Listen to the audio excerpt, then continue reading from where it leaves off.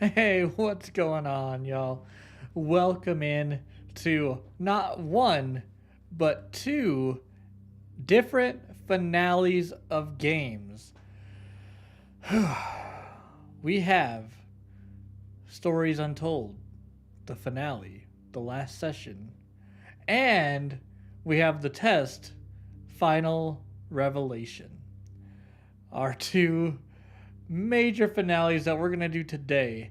I will preface I am pretty tired, and my shoulder is not quite in the right place right now, but we're gonna make it through. We're gonna push and have a good time. We're gonna enjoy our time, our lives, our stuff, the stuff that we do. It's a finale within a finale, finaleception, if you will. Yeah, and that's where we're at. I'm just living, surviving. Got home at like 4:45, so about 30 minutes ago, and already live. And I'm hoping it's not a long one because I'm so tired and I'm so injured. Well, injured, but beat up a little bit. And yeah, but hey, Clifford, I'm doing all right. I'm chilling. I'm glad to see you're doing well. Um, yes, we're out here. We're doing what we do, and hopefully y'all are ready. I'm hoping it's not too fucking loud, but it might be. You never know. Let's do this. A patient undergoes hypnotic regression therapy to uncover the truth behind his incarceration in the facility. In just the facility? Okay. Well, let's do this thing. Let's do it. Try to look around for clues. Cruise. Yes.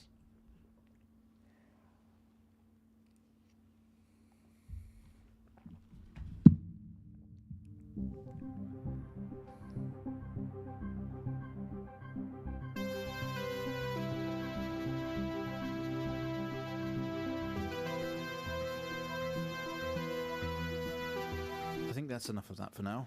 What? Have I just been watching the same fucking video? I think that's enough of this for Quite now. fond of this show, aren't you? Oh. Oh, we've been watching a show the whole time. Ow. Okay, come on. Let's get you down to the observation room. Let's get you down to the observation room. Alright. Am I just in a wheelchair? Where am I? It's a show! Yeah! This must be starting to feel like home to you. Don't worry. Try and get you out of here eventually. Hold on. Just in here.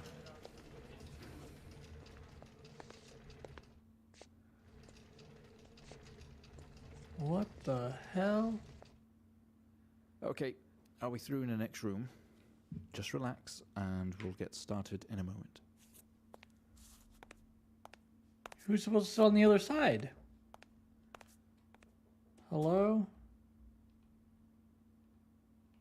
Hello? Right, Mr. Asian, now are you ready? Yeah? Just hit record on the tape deck in front of you when you're ready.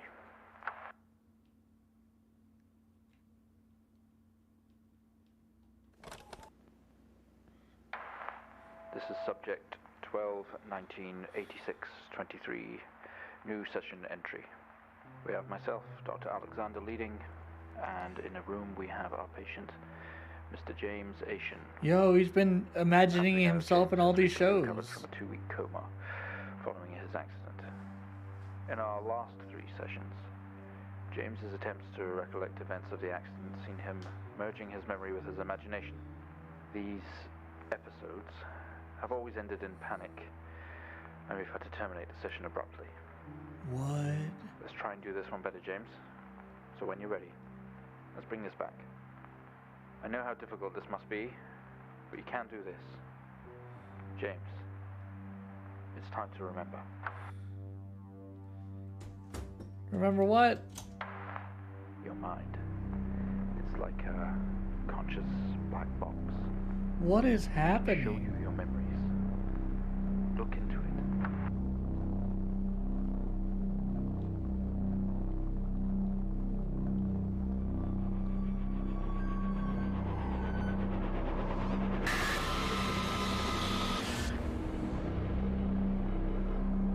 What?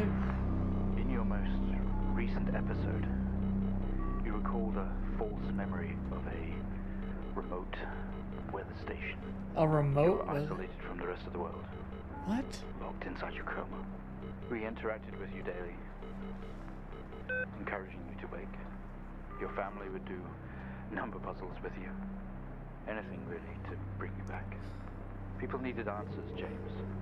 Do you remember? That's I have what that another signal was? here for you, James. It's at 5610 FM. You can't miss it. No, I don't want to do this again.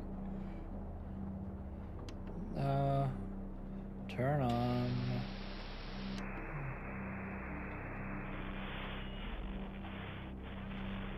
Five six 1 FM. Okay. I don't wanna do more math and shit. More coding.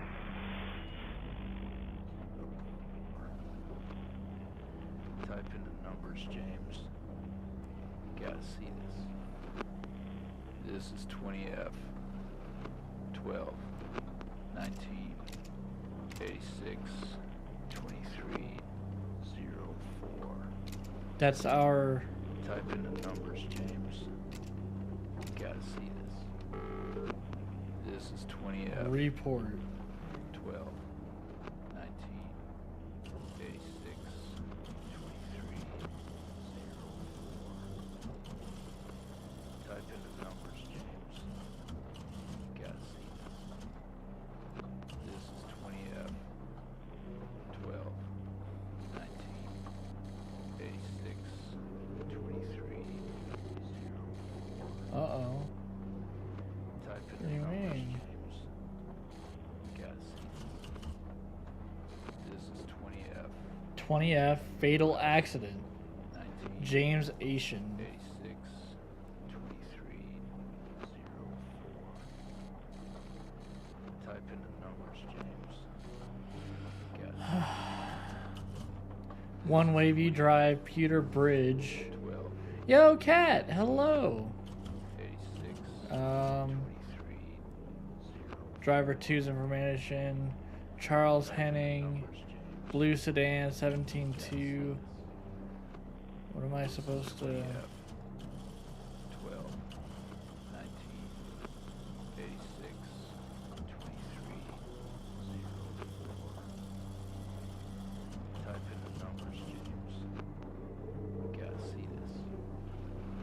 This Line. is 20F 12 Oh, 19 86 line 1. 23 04. Type in the numbers, James. Gotta see this. This is 20F 12 Accident type 20F dash fatal accident.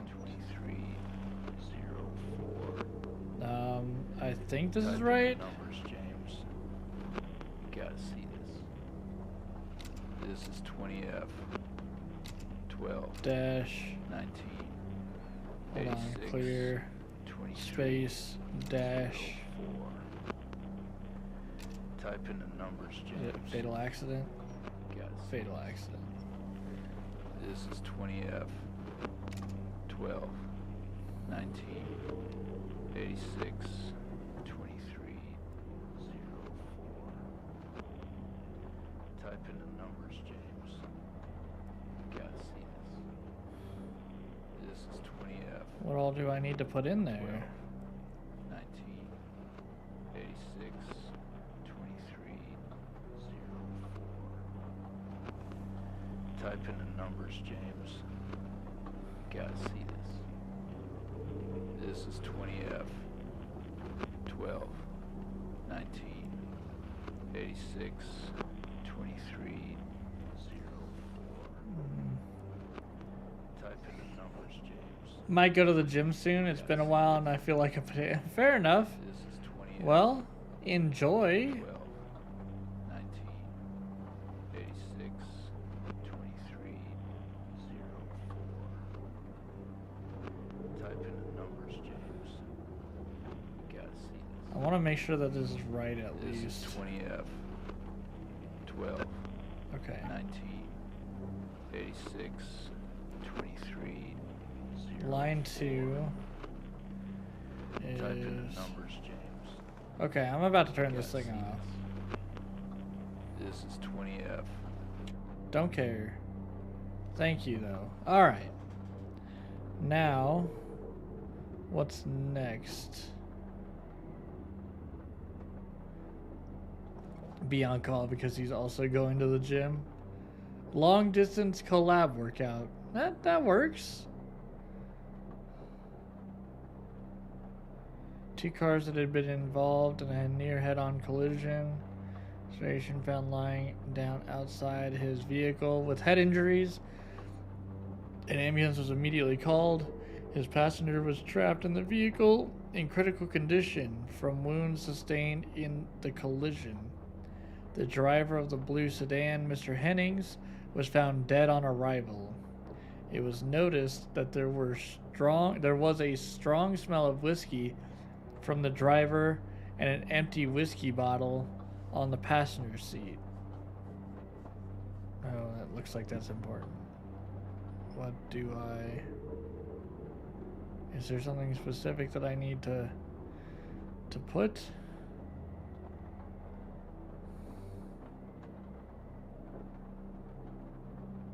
Mr. Asian was questioned on scene. He described an oncoming blue sedan being clearly out of control. Oh. Which he tried to avoid. Mr. Asian's passenger was his sister.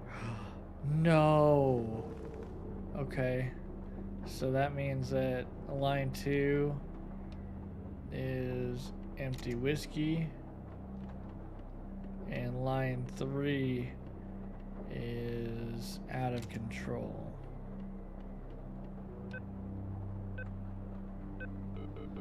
Oh no. But also, I'm a fucking genius for figuring that out on my own. Listen to the voices. You have to face it, James. Finally. What?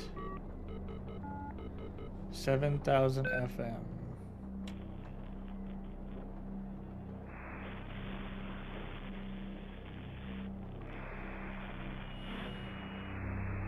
It's not like him. At all. I've worked with Officer Hennings for 6 years, and not Wow. once have we even talked about alcohol. What? Drunk driving. He was a father, a husband. He was fine. No way he caused this. It's him. This Haitian guy. He's got something to hide.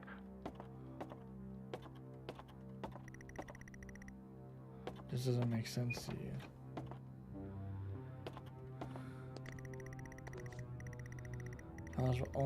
It seems abandoned. Your vision is blurry.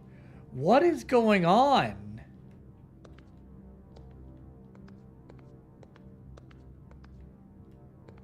What in the world? Who is it?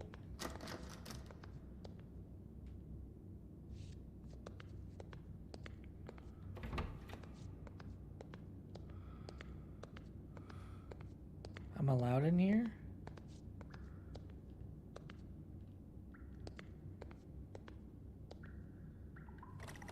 We found him lying there sobbing while his sister died in the car next to him. While Hennings died next to him. What the fuck was he thinking? She was still alive when we got to her. If he'd have done something, they could all still be here. They weigh heavy in your hands. What keys have we grabbed?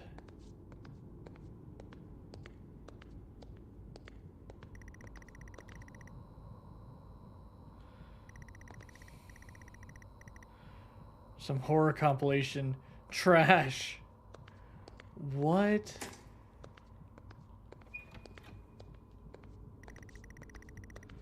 You only caught a glimpse of the room. You guess that's why there is no detail in here. Wow. Okay.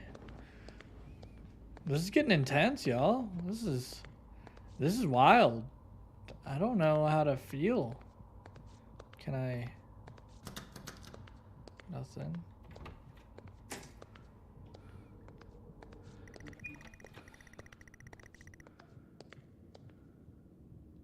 I can't even go in there.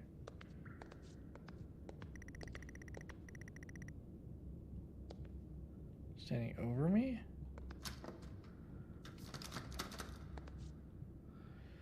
What the fuck is going on?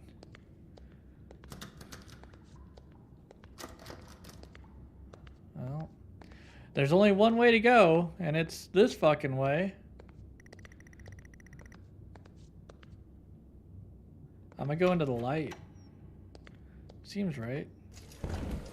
Well, what the Okay, fuck? we have a 22-year-old male just brought in from a vehicle collision. He was awake and mobile at the scene, but collapsed on arrival to the emergency ward. The other passengers died in the accident. I'm getting no pulse. Prepare for defib. Oh, this was And them charge working full on to 10, me. 100 joules. What the fuck? Come on, 100 joules. Charging up full to 10.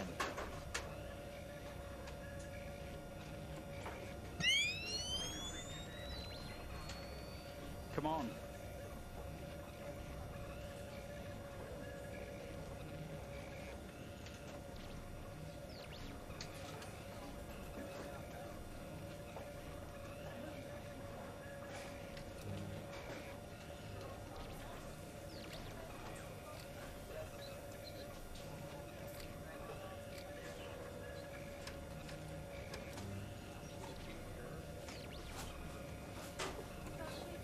Can we get this on the screen, please?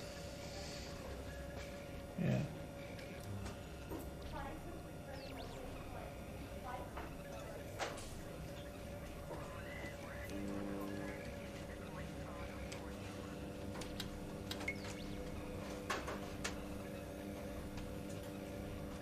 What are we, I'm the experiment. No, they were just saving my life. I'm not an experiment. I think this is just after a car accident. I can't see what I'm doing. Get this on the screen now.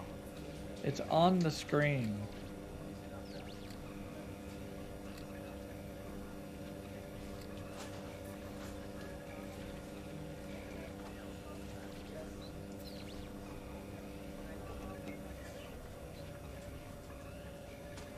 What screen?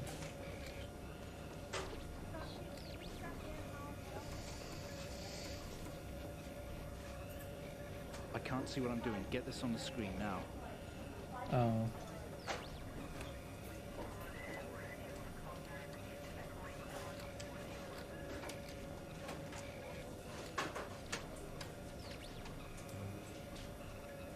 Is that it?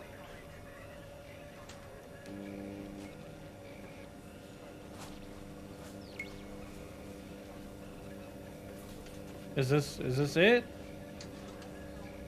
Come on, 100 joules. Charging up full to 10.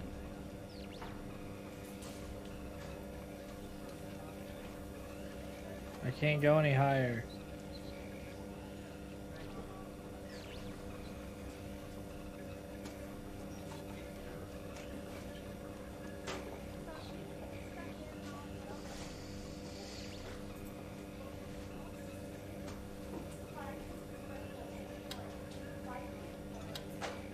Come on, 100 joules. Charging up full to 10.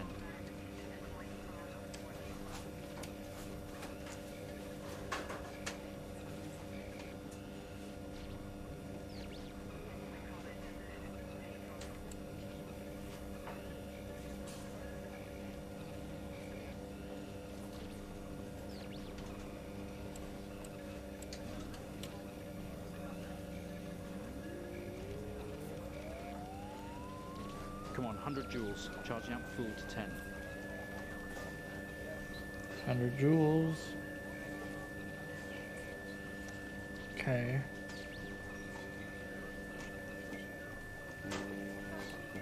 Clear. There we are. Okay. Yo, Ambi. No reaction. How are you? Let's try higher. Welcome 200 in. joules. Keep the amp charged at 10. 200 joules, okay.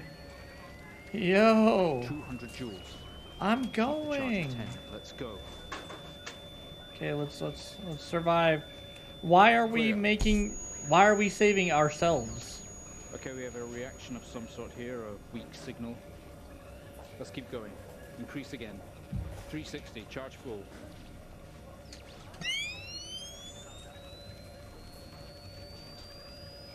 Hello? Come on, 360, hurry. Okay, let's go ahead.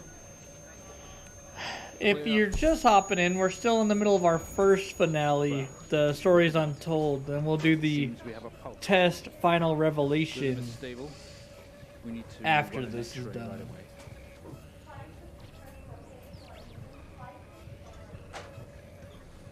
Where are we with that X-ray? Let's get it going now, please.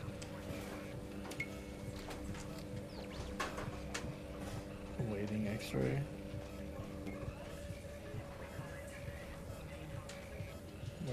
Where's the X-ray stuff?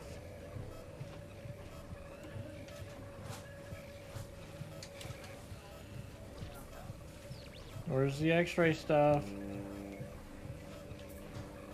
Where are we with that X-ray? Let's get I it don't going know. now, please. There we go. Oh, okay. Yeah, we got a double feature. Looks like an intracerebral hemorrhage. We need to drain this now to relieve pressure. Prepare for trepanation. It turns out we were tripping Switch on the balls probe, the please. entire time.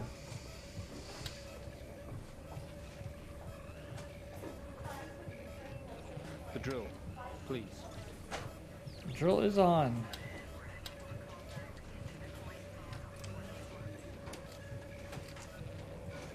There we go.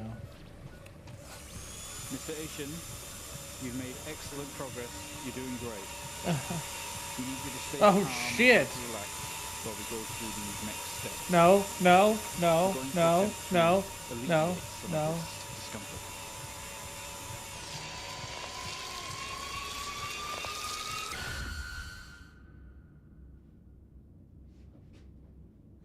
No.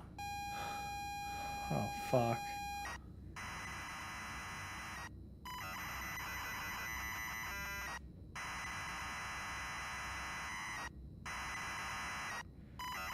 We're back at the beginning.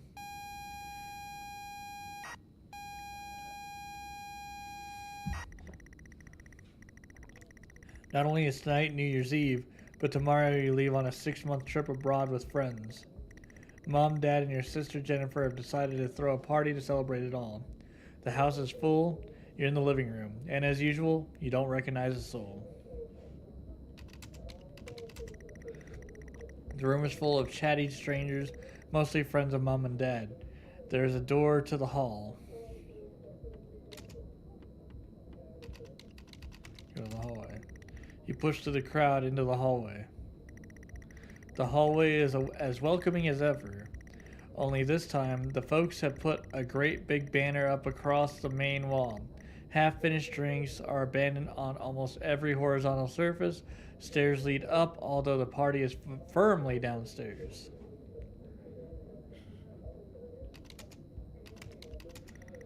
Same as ever, stairs, door to the living room, and door to the kitchen. Go to the kitchen. They say all the best parties are in the kitchen. The kitchen is full of people and loud. There are drinks and food on the table, and the party is in full swing. Dad has cooked a hog roast, which sits proudly on the table, although no one is eating it. That was the gross thing that we didn't want to touch yesterday. Eat roast. Maybe later. Use beer. You're not able to do that. Look around. There's a utility room and writing on the wall. Also, Jen is signaling. Here's signaling for you. Read the writing on the wall. Happy New Year 1986 on another banner, weird place to hang it. Go to utility room. Head inside the utility room. Jen places her hand. You're going to miss each other. You thank her for the party. She asks if you're enjoying the party. You tell her it's great, even though you really don't know anyone. She tells you to enjoy it anyway, and to loosen up. She asks you to get her a drink. Pour her a drink. You pour Jen a drink and pour one for yourself too. There's never an awkward silence with Jennifer. She always has a question. She asks if you have everything sorted for the big trip. Yeah, I do. And that you have packed everything with plenty of room to spare. Another hug. Your family have really gone out of their way to make this trip happen for you. It might be what you need to get some perspective and maybe not fuck up so much. She's going to miss you. Jen has disappeared into the crowd. You're left standing, nodding and smiling at the approving faces. There's so much to do for this move. Can't mess it up, but first, a drink.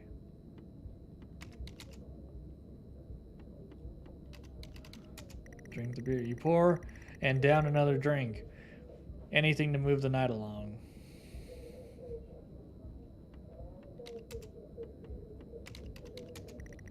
The room is full. There's a utility room and writing on the wall. Go to the utility room. You open the door and peer in. You're never allowed in here normally. This is where Dad keeps his fine wines and whiskeys. Ceiling to floor racks. A collector, although he does actually drink them too. There's a bottle with a ribbon around it and a card. Read the card. You pick up the whiskey and the card. It's your dad's handwriting. Son, we're so proud of you and everything you've achieved. You've earned this. It's a bottle of 25-year-old double malt. You shouldn't really, but you have to try it. With your whiskey in hand, you take in the room around about you. There must be hundreds, no thousands of pounds worth of drink in here. You really must thank your dad for the whiskey.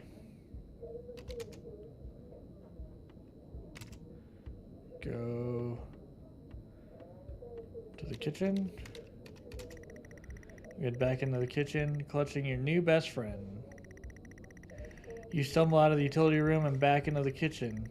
That is one strong whiskey. You take another swig and give the thumbs up to Dad across the room. He nods and winks. Go to Dad. I'm sorry, I don't understand. Drink whiskey.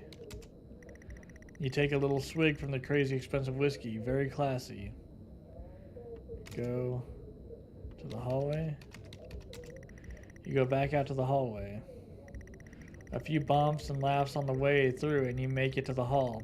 You stop dead in your tracks. It's Jen, covered in blood.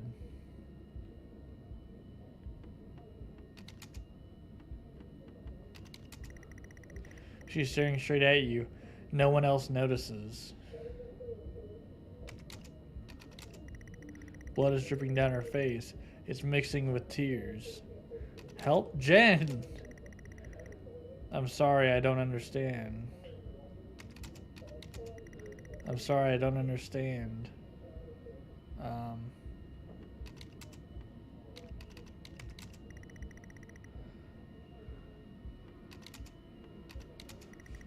Oh God.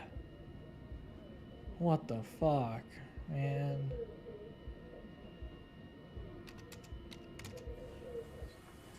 I'm sorry, I don't understand. We tried our best, Mrs. Asian, but her injuries were too severe. No. I don't understand. I was just talking to her. I'm afraid Jennifer passed away before we could get to her in surgery. We did the best we could. I'm so sorry. Where is she? Let me see her. Please, Mrs. Asian. This is sad. I don't want to take a seat. Let me talk to her. Now. I'll arrange for you to see her. In the meantime, James is in recovery. He's stable for now. I don't want to see him. Wow. Wow. You're standing in the hallway. Something had stopped you in your tracks. While searching your mind, your sister interrupts. She waves her hand in front of you and asks if you can drive her home. You still feel out of sorts. Those words echo.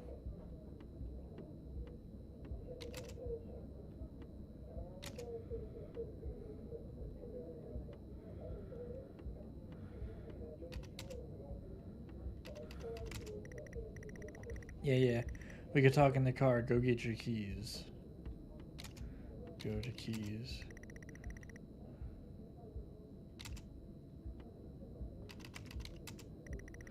You'd love to call it a night, but Jen is waiting patiently. You're not able to do that. What? Look for keys. You need to look for them. They must be either in the kitchen or living room. Go to the living room? No.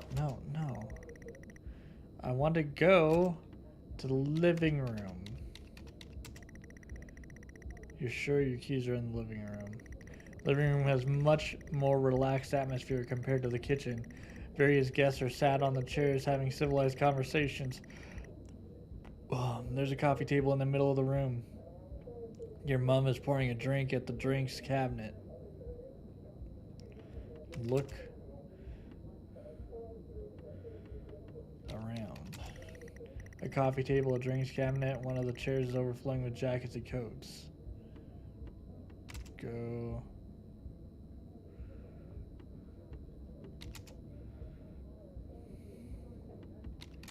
Look at the table. Drinks on coasters like proper civilized people. You can't see your keys. Look at cabinet. Your mom's collection of wine and spirits. Definitely no keys in here. Look at the couch. Friends in the conversation. Jackets and coats everywhere. Look in the jackets. You search through all the jackets and coats until you find yours. Aha! Car keys in the pocket. You grab both. Go to the hallway. Keys in hand, you head back into the hall. Jen thanks you for helping her out. She has work in the morning and no one else is in any fit state to drive. You can handle it though. You know the road like the back of your hand, don't you? No.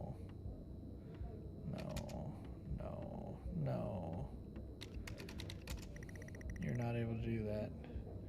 Go outside. You open the front door, walk out into the freezing night. The cold air hits you. You're glad you have your jacket with you. There's a dusting of snow around you as you step down from the porch. The yard extends around the back of the house, and the car sits at the front of the house. Go to the car. You fumble with the car handle, confused, until Jen tells you to maybe use the keys in your hand. Use the keys. Fumbling with the car keys, you eventually get the door to open and climb inside. The car is freezing. As you fumble around with your seatbelt, your sister opens up the car glove box and hands you a note and a key that was inside. She tells you that it's for when you return.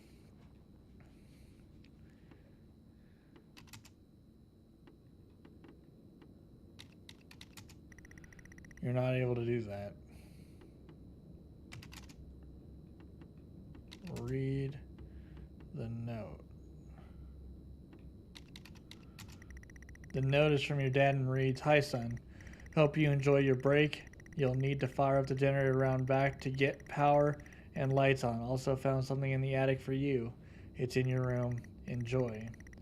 The car is freezing. Both you and Jen have your seatbelts on and are ready to go. It's time to go.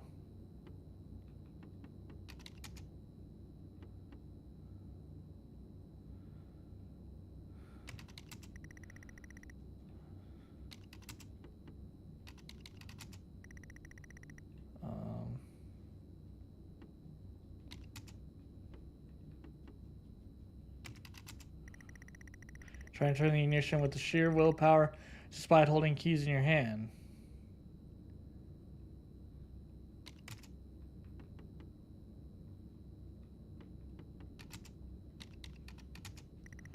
Takes a number of attempts, but you eventually slot the keys into the ignition.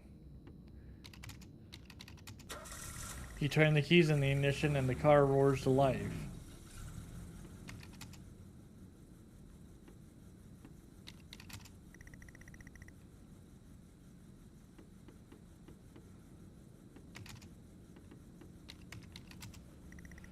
Not able to do that. Use the brake. You very hesitantly release the handbrake.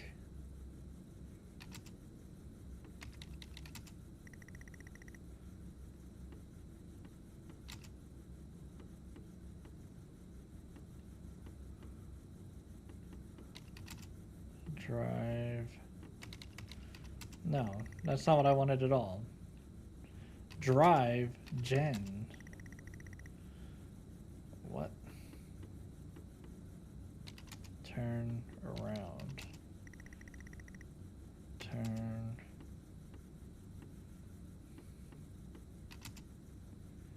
Use the car. Go to Jen. Talk to Jen. She stares. Really? Move.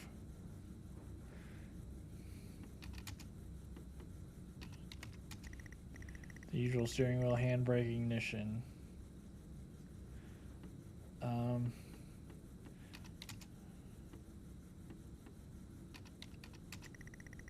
Put the car in gear.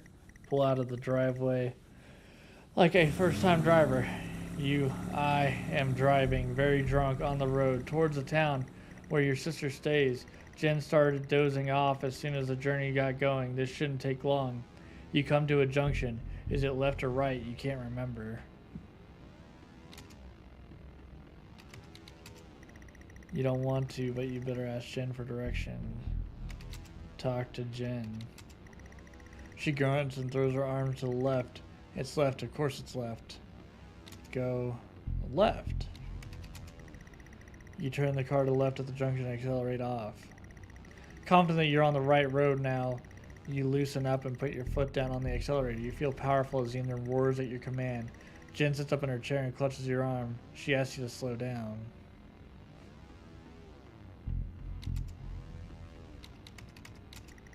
That's not what really happened, though, is it? You're all over the place, James. Pull over. Jen is hitting your arm and yelling at you. Crazy sister.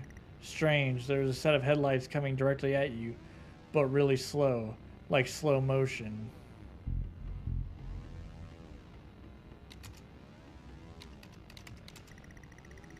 You try to react, but your body isn't responding. There's nothing you can do to stop this. There's no way to control it. The lights merge with your car. The outside joins the inside. The whole world around you begins to scream. Fuck. It was at this very moment, wasn't it, James? The moment you lost it all. Your sister, your parents, yourself. And then you made it worse. Go on. Show us what you did. You wake up in the car. Your world is upside down. Your seatbelt struggles against gravity, trying to hold you in your seat. An impact into another car has torn a hole in the chassis. Poisonous fumes spill into your car from the engine. You are in grave danger. You have to get out of here.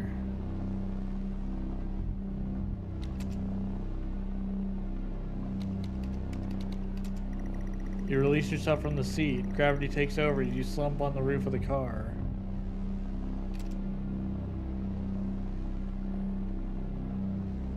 You use the car door. You squeeze through the wreckage and fall to your knees on the ground. Every breath brings pain to your chest.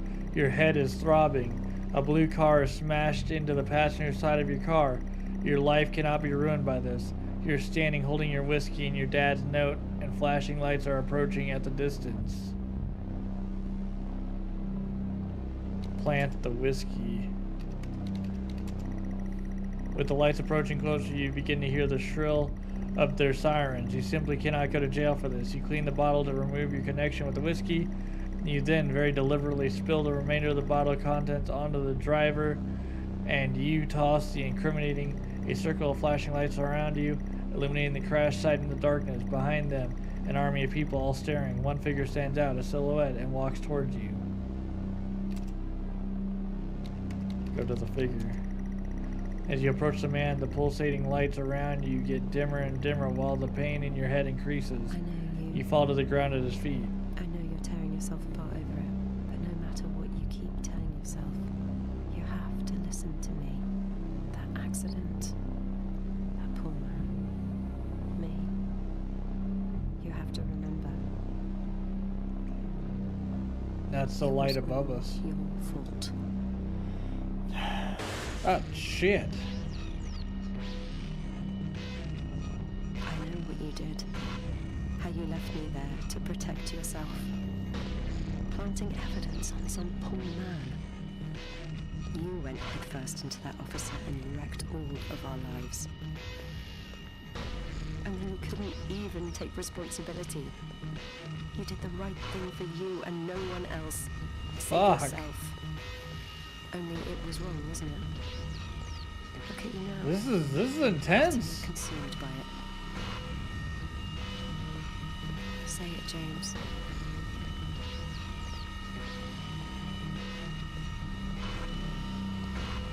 Say it. Tell them.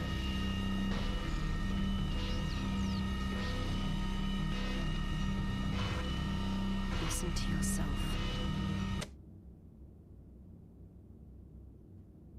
Oh no. Well, I think we've made progress today, Mr. Asian. I guess we should tell the police what you've told us. That's Although so I don't suspect sad. they'll take you anywhere.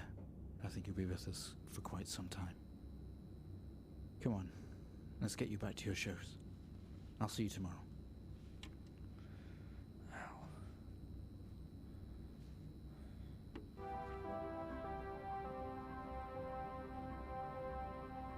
What?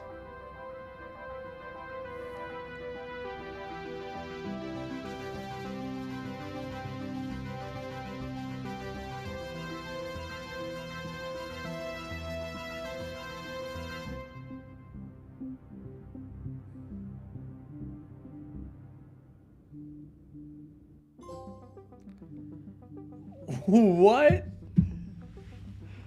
All right, well, that's the stories untold. Ow, my shoulder. Fuck me. Oh, God. I'm trying to get it to like fully connect back in. That hurts. That was intense. We drank and drove and killed our sister. And the moral of the story there is don't drink and drive. If you drink, don't drive. If you drive, don't drink. Get a designated driver. That's a tough one. And everything that we did was just him reliving his time in the hospital as they saved his life and dealing with the pain that came from what he did, what we did as Mr. Asian. So, that's fucking, that's a trip. That's a trip. I want to let the credits roll because they deserve a lot of credit for this. This is amazing. Very well put together game.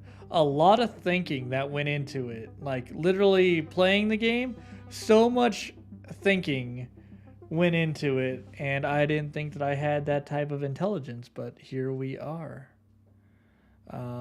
But yeah, that's that, and we're gonna go ahead and pop that off. It's gonna go dark on us. I'm also gonna be a little bit louder.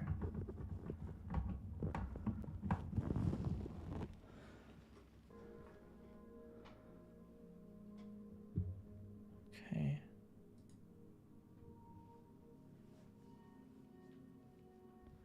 Hold on.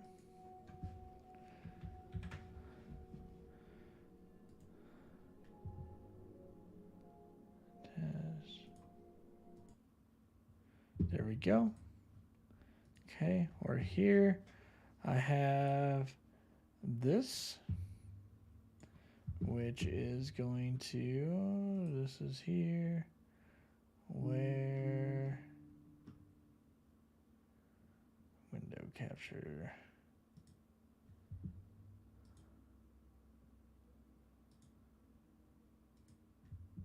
Oh. Well, this is aggressive, but let's, come. I'm going to just do that. There we go. And we're good. Okay. So here we are. I'm going to go ahead and turn on the music for the test final revelation. It's here.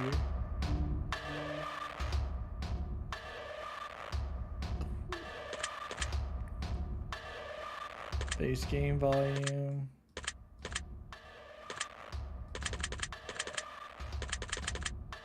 Let's do this.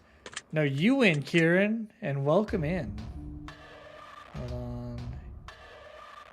Command, remember? Okay. All right. So, as we know, the test final revelation is the third and final installment in the test series that we've been taking, where it asks me questions and has me be as truthful as possible.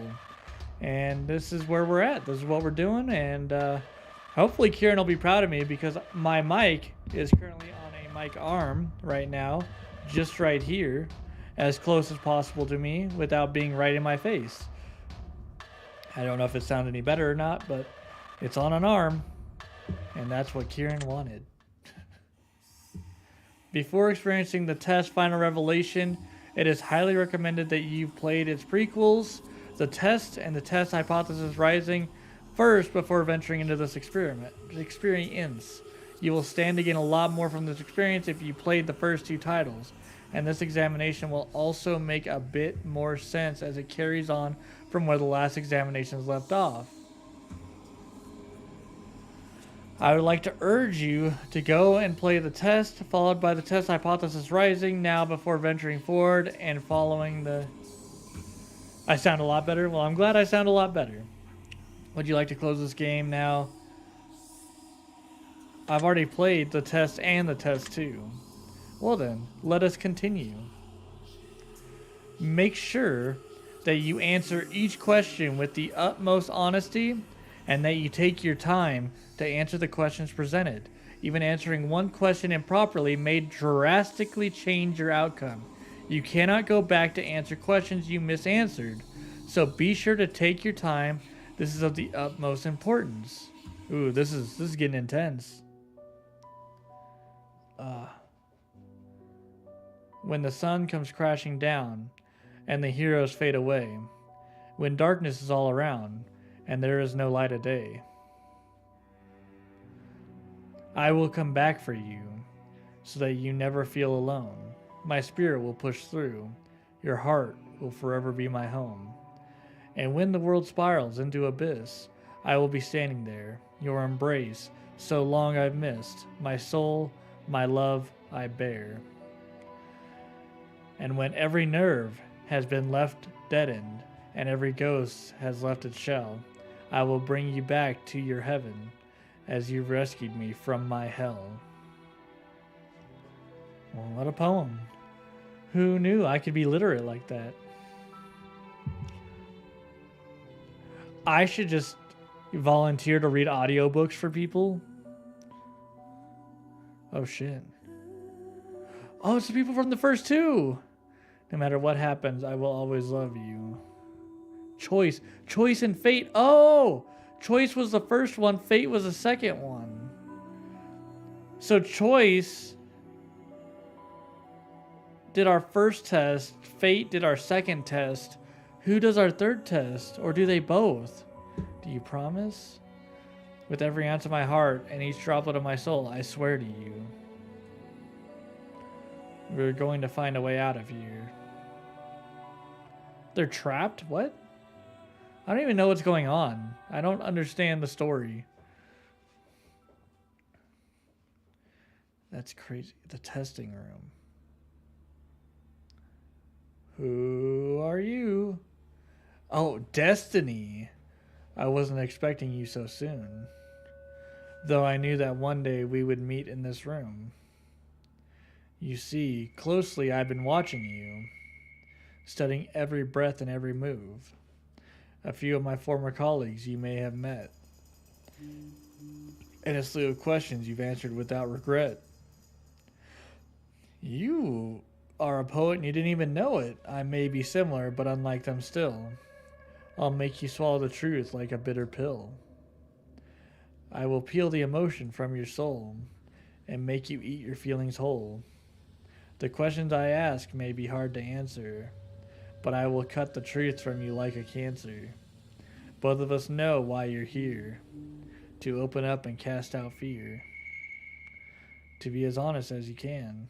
Destiny's Child, to take angel's wing or devil's hand. And in the end, we both will know how to escape your undertow. Time is on your side, but mistakes are not. Misanswered questions lead to misery rot. Take time to think before you decide. Dig deep for the answers that live inside. You may not go back, you may not return. Once a decision is made into your soul, it is burned. But before we continue, just know this. Your dishonesty would be very remiss. If your answers lack the guidance of truth, then your final destination will be rather uncouth. So with that being said, I need your heart's honesty. You can run from yourself, but you can't run from me. Okay, Destiny's Child, you're right, Tobias. Now let the examination begin. Okay, Beyonce, thank you. Do you ever feel like you just aren't good enough? Yeah, occasionally. Do you ever feel like you put more effort into friends or relationships than others put back into you? Occasionally, not all of them, but some of them, yeah. Do you ever feel like your life is going nowhere? Sometimes. Do you ever feel like you're trapped in limbo? No, I wouldn't say limbo. Do you ever feel overwhelmed by seemingly trivial tasks? Yeah, sometimes. Can you pay my bills? Can you pay my telephone bills? Are you sometimes afraid of what your future may hold? Absolutely, always. Who knows what's going to happen?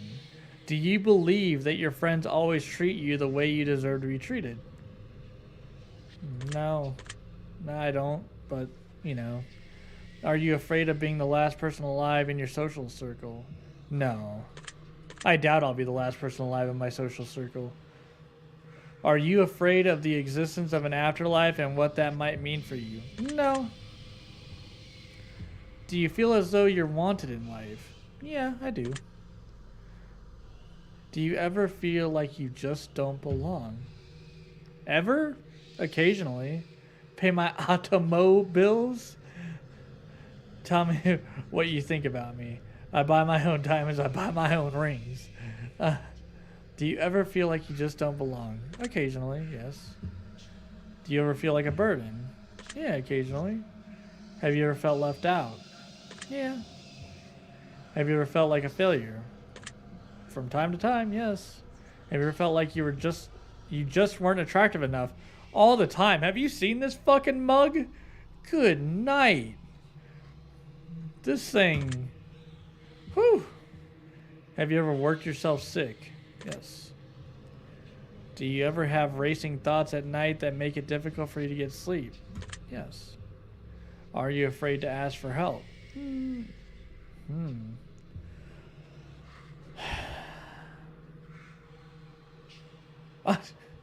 But it's true. They said with your heart's honesty. We're doing it with heart's honesty.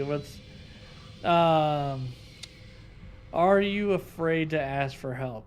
It depends on the type of help that we're talking about. Like, if it's help like mental health help, no, I'm not afraid to ask for help because I don't typically have those issues. But if it's like help with normal things, like I had a bad day, I typically like to talk about it? No, I just kind of lash out. So yeah, we'll say yes. Do you feel like people often criticize you? No, I don't feel like I'm criticized often. Do you ever feel judged by your friends and family? Occasionally, here and there.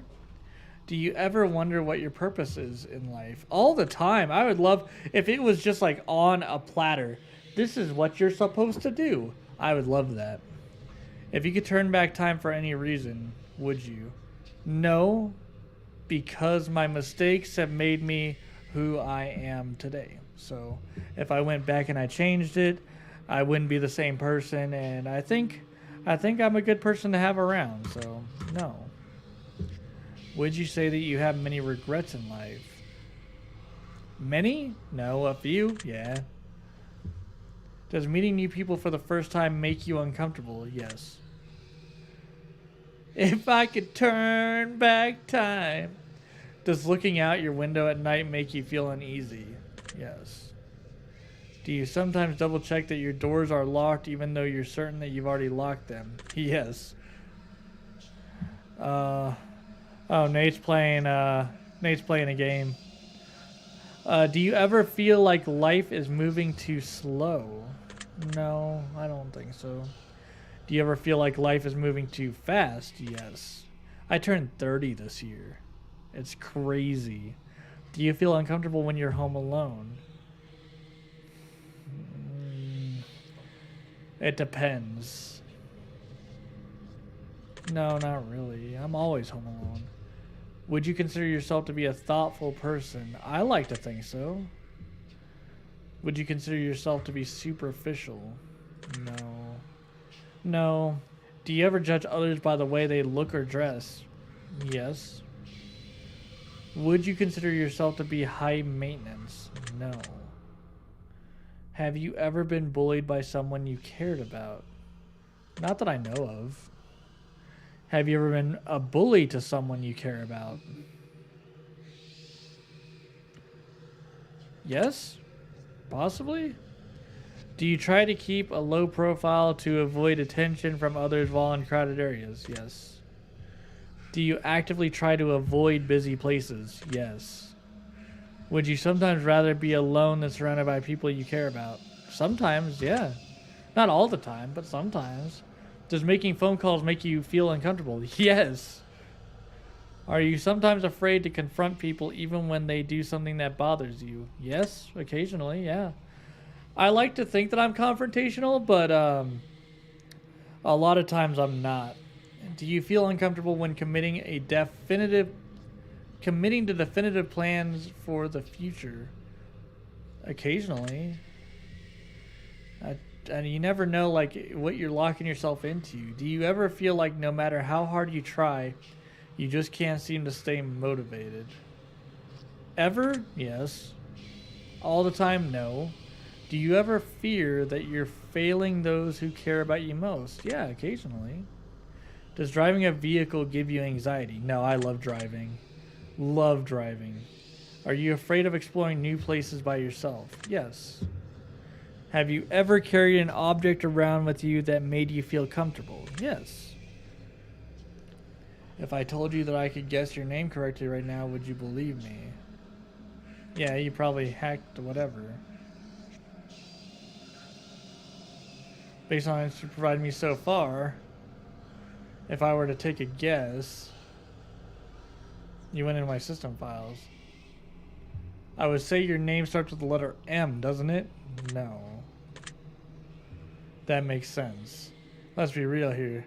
There's literally no way I'd be able to guess your name just by your answers. That'd be ridiculous. Besides, all of you humans look alike to me anyhow. Does being around animals bring you a sense of peace? Yes, sometimes.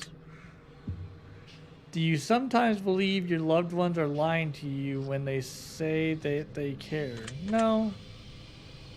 Do you ever feel like you push your loved ones away? Yeah, I do. I do feel like that. Well, why did everything stop? I'm going to have to stop you here. The truth that pours forth is incredibly clear. I hope that you're being honest for your own health. You can try to lie, but you'll be cheating yourself. I feel like all my answers were very, very honest. I said yes to a lot of sketchy shit there. I'd like to move on to the next phase of the test. A series of pictures to give your brain a rest. You're going to tell me what emotional response they bring out, which will show me what your mind is pondering about. So feast your eyes upon the art, and let me into that precious heart. For starters, What emotion do you feel is most present in this picture? Chaos. What word do you feel describes this picture best? Chaotic. What do you think this picture is called? Chaotic crystals. Very interesting. Moving on. You're not going to tell me the name of the picture? What emotion do you feel is present in this?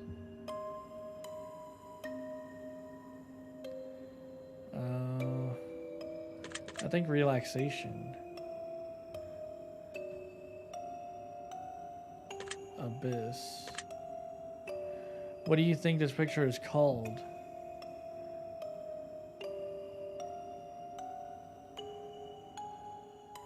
I think it's a birthing. I see. Next we have this one. What emotion do you feel is present in this picture? Joy? Describes this picture best. Mirrored. What do you think this picture is called? Reflection of the universe. Noted. Take a look at this one. Hey, look at this picture. This one's also joy. What word do you feel describes this picture best? Heavenly. What do you think this picture is called? Stairway to Heaven. No, I think it's light at the end of the tunnel. That's peculiar. And how about this one? It is some deep shit. What emotion do you feel present here? Chaos. Darkness. What do you think this picture is called?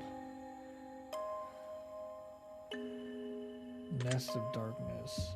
I will make note of that. And this here. How many fucking pictures are you gonna have me look at? This one is relaxation, though. What word do you feel best describes this picture? Prismatic. I think it's Eye of Chaos. I see. Now this one. Why?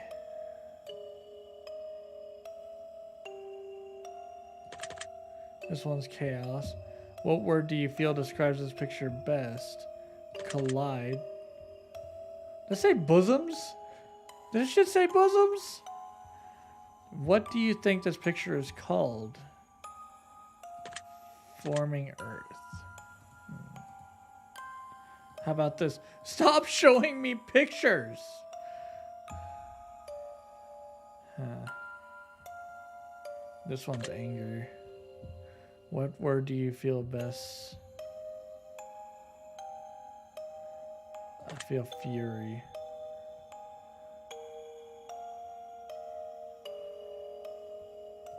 Rage incarnate. Very interesting that you say that. How about this one here? Stop with the pictures. This is numbness.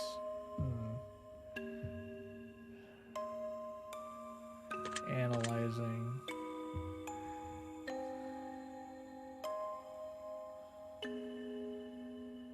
The data sphere. I see fire.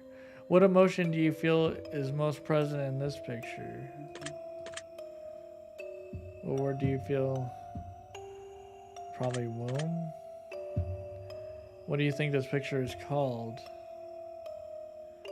Birthplace of dreams. Look at this photograph. Every time I do it makes me laugh. Look at this. What emotion do you feel here? Depression. Broken. What do you think this picture is called?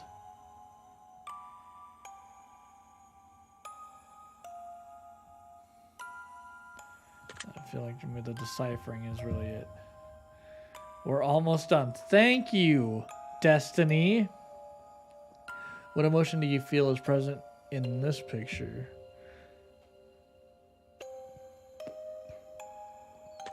Relaxation.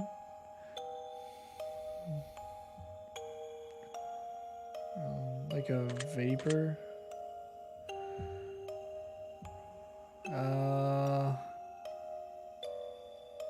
Probably the sludge. Angry if I have to see another one of these things. Let's see here.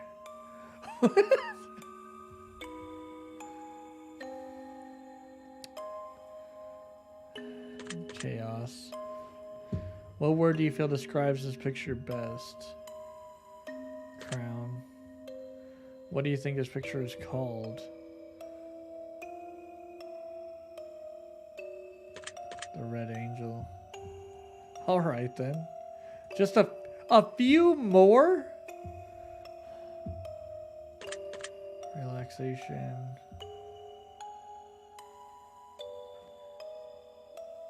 Say beauty.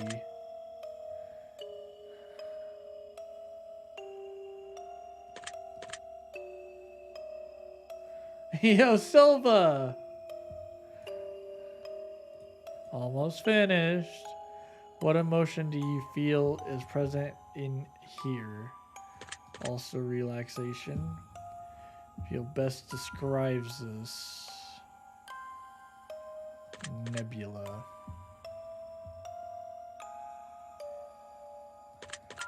Verdant path. Very good. Last one. We got to the last one, folks. We're here.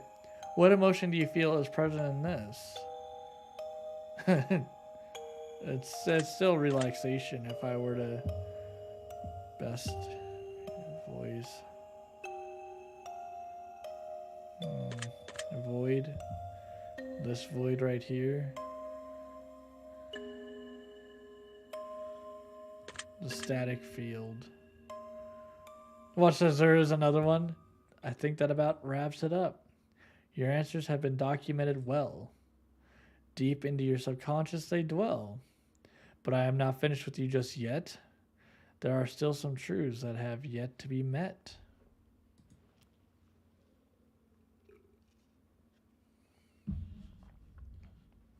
As a matter of fact, this is only the start. We will have a great deal of fun before we part. So let me challenge you on another level still. I will pick your brain until I get my fill. This next set of questions will test your conscience more. And again, your honesty I do implore. Let us begin. 1 year.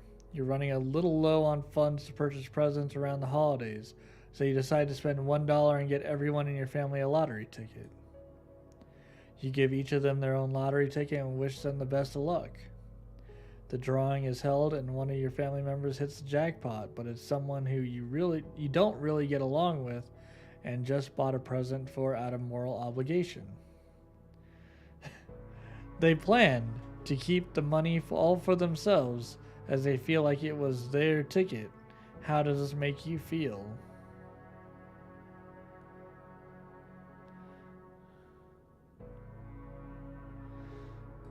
Indifferent. That is the way life goes sometimes. And what would you wish to do in this situation? Let them be. If the roles were reversed and you were given a winning lottery ticket, would you share the money with your least favorite family member who bought you the ticket in the first place? Yeah. Now you're walking through a forest and you come across a black suitcase. Inside the case, there rests $1 million. Alongside the money, there lies a bloodstained note with only one word written on it. The note simply says, "Don't." How does this make you feel?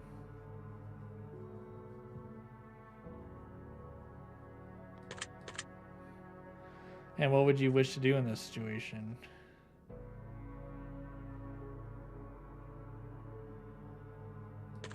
Grab the suitcase and run. If the note wasn't covered in blood, would it change your decision at all? No.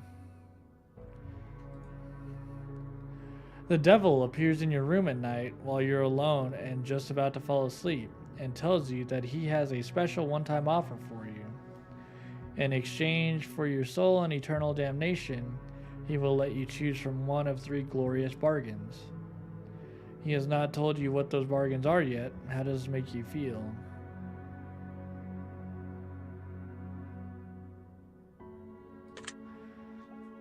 The devil then goes on to assure you that whether or not you believe him to truly be the devil, he surely is, and to prove his point, he demonstrates magnificent magical prowess and drags you to hell for a split second before transporting you back to your bedroom.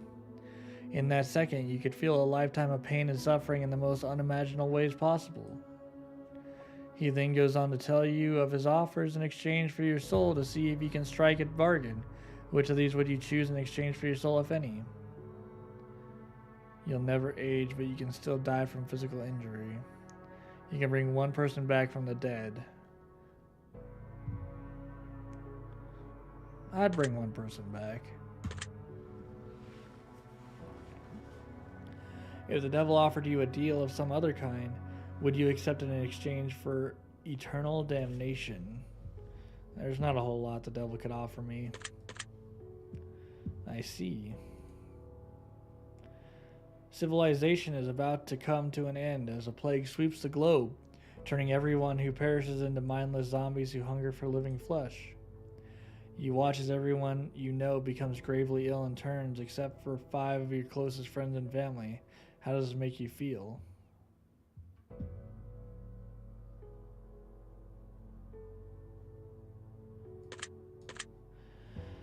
I'm scared. Don't know if I can survive this.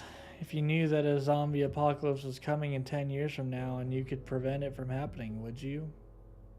If I could? Yes. You've been working at a company for 10 years and you've been promised a very important and incredibly lucrative promotion. However, someone hired only a number of weeks ago has just been promoted to the position that you were promised.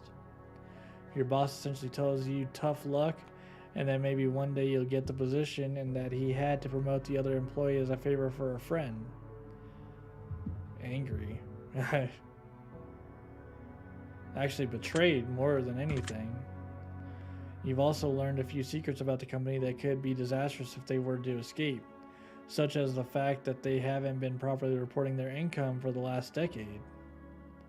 What would you wish to do in this situation?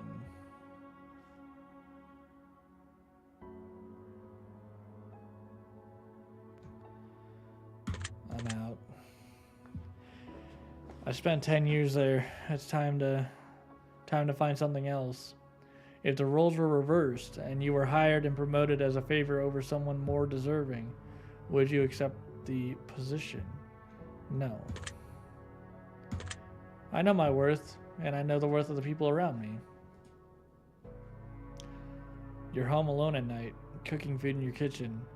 You turn around to realize that someone is watching you through your window in the darkness. They have their face and hands pressed up against the window, and they make, "Yo, Chris, what's going on?" And make direct eye contact with you before turning and running out of sight around the other side of the house.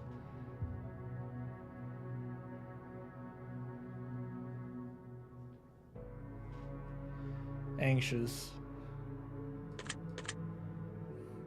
And what do you think you do in this situation? Grab the nearest weapon in my house. I'm doing all right. We're out here doing our second finale of the day. We did the one of Stories Untold, and now we're doing the one of the test final revelation. If the face you saw in the window was the face of a supernatural entity and not of a human being, would your answers change at all? No, it still makes me nervous. I'm going to present you with some more potential scenarios, but I'm going to ask for more simplistic answers as a result. Here we go. You're not feeling all too well, so you decide to go to the doctor. The doctor runs a series of tests and gets back to you shortly after to announce some grave news. It turns out that you've contracted an incredibly rare illness that there is currently no cure for. This illness causes complete body paralysis within 6 months of contraction, meaning that in less than half a year from now, You will be rendered unable to move, blink, talk, or any form of expression whatsoever. You will need to be kept alive on a feeding tube, and you'll never be able to communicate with anyone else ever again, just being kept alive on machines in a vegetative state. Would you want to be kept alive in that state, or would you rather have the plug pulled when that happened? Nope, don't keep me alive. Nope. How would you like to spend the last 6 months of your life while still mobile?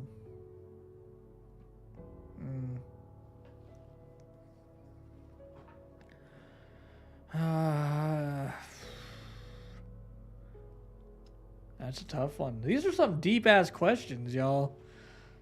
These are some thought provoking deep questions.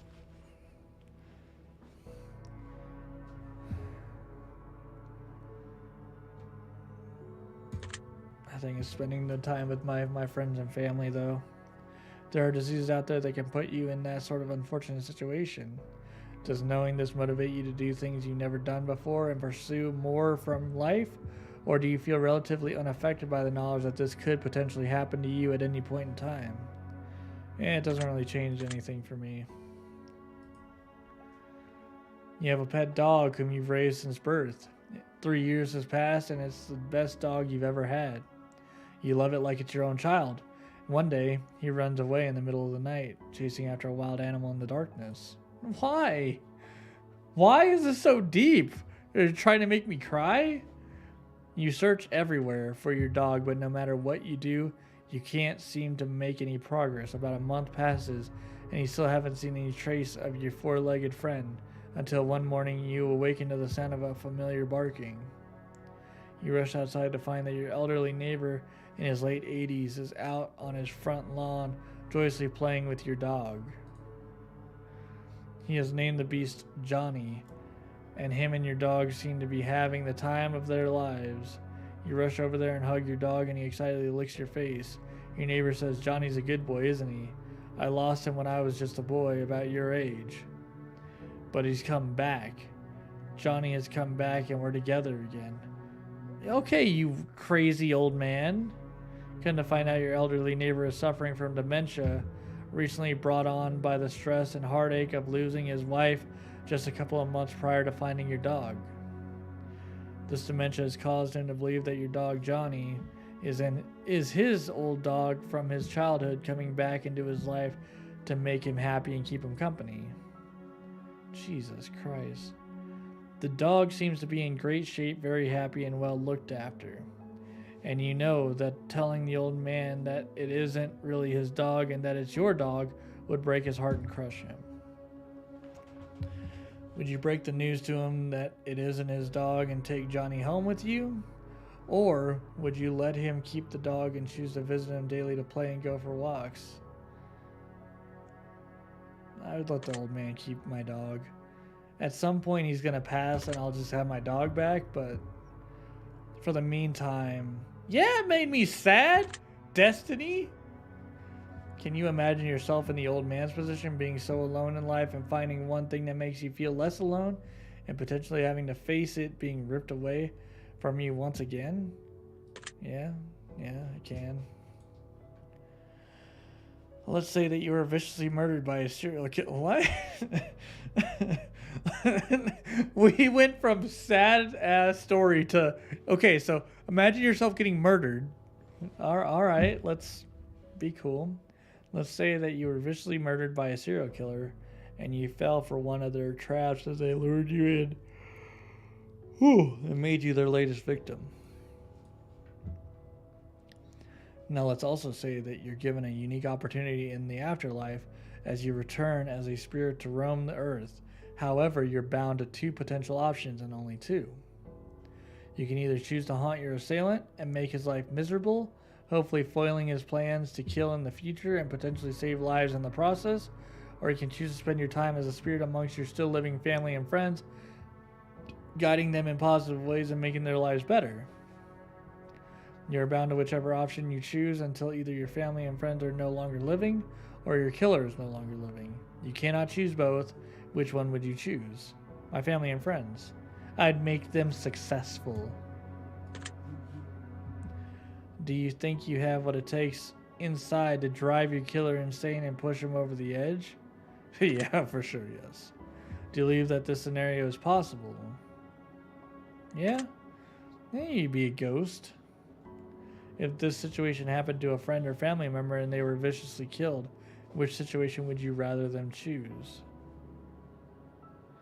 I'd rather them stay with friends and family, make themselves happy. Have a good one, Tobias. I appreciate you. Next question. One night, you go to sleep and get a good rest that feels like the best sleep you've ever had. You wake up in an unfamiliar room, in an unfamiliar bed. You look in the mirror and you hardly recognize yourself. You look as though you've aged 20 years. There's a sticky note on the television screen that says press play. So you oblige the note and hit the play button to reveal a message that's been left for you by all your friends and family that are still alive and well, though they all seem to be 20 years older as well. Is this 50 First Dates? Am I married to Adam Sandler? They explain to you that every single day for the last 20 years you repeated the same day over and over again. It is 50 First Dates. Due to a severe head injury, your memory doesn't last more than 24 hours, so each day when you sleep, all recollection of what took place 24 hours prior is wiped entirely. Your loved ones have made a video for you to let you have a say in your potential future. You have the option of either watching this video every single day so you know what's going on and can continue to progress your life even though you won't have any recollection of it, or you could choose to continue living as you had been, repeating the same day over and over again and living in ignorant bliss. Happily but unknowingly. Would you be upset if your family kept the truth from you for over 20 years even though they felt like it was for your own good? No, because I'd forget it. If your best friend was in this situation, would you make a video for them telling them the truth, or would you repeat every day exactly the same for them in order to keep them happy, never letting them know the truth? I'd let them live. I feel like that's the right thing to do. Making a note is you're just setting them into panic every day. It's kind of rude. I wouldn't do that to my friends. I will take note of your answer. You've come to find through frantic digging in the attic and the reading of old files and newspapers that your parents are famed psychologists. Oh God. You've also come to find that they aren't really your parents. In fact, they're not even related to you at all. From what you can gather through your new discoveries, a story tells you of a young child who developed psychotic tendencies and went into a trance before murdering their parents in a tragically brutal way. Was I that kid? However, that child suffered so much trauma from the event of the loss of their parents, once the trance had worn off, that they repressed the memory of their parents' deaths, blocking it completely from their mind.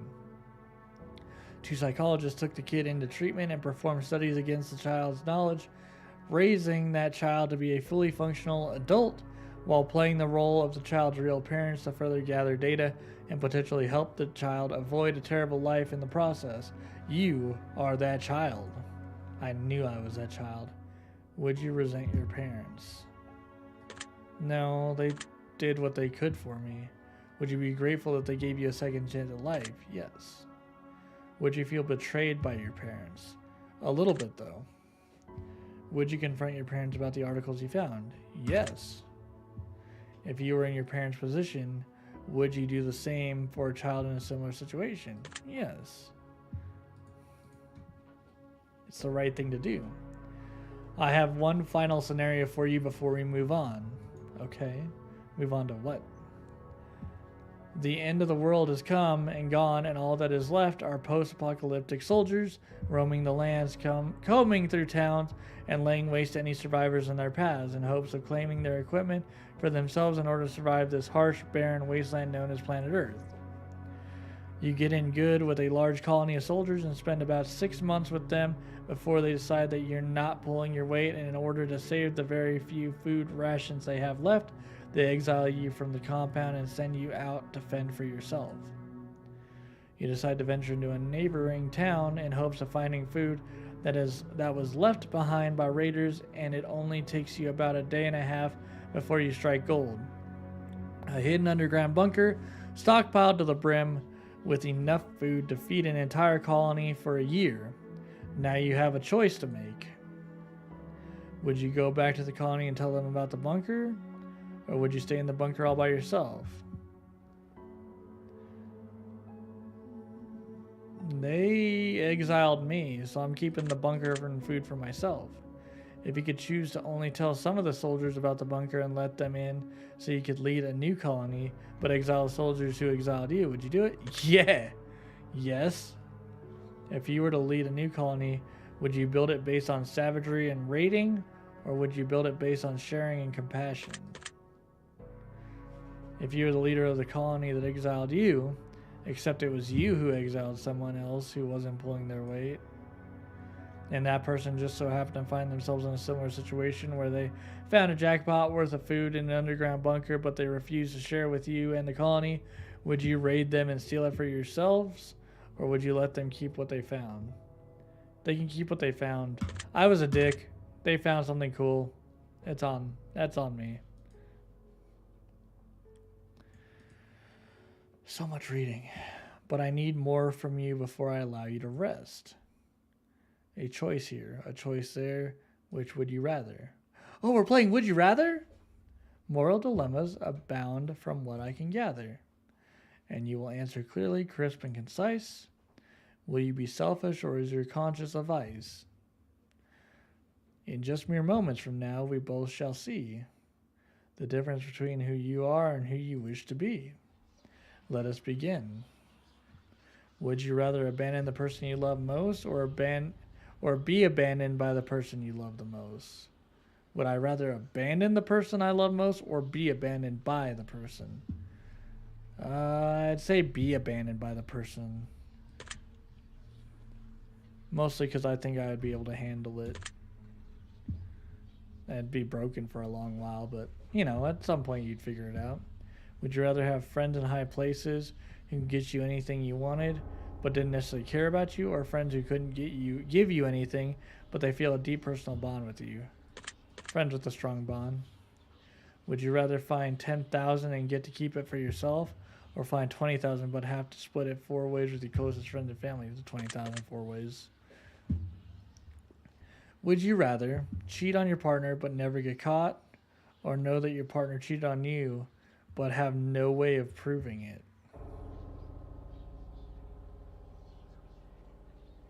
That is aggressive.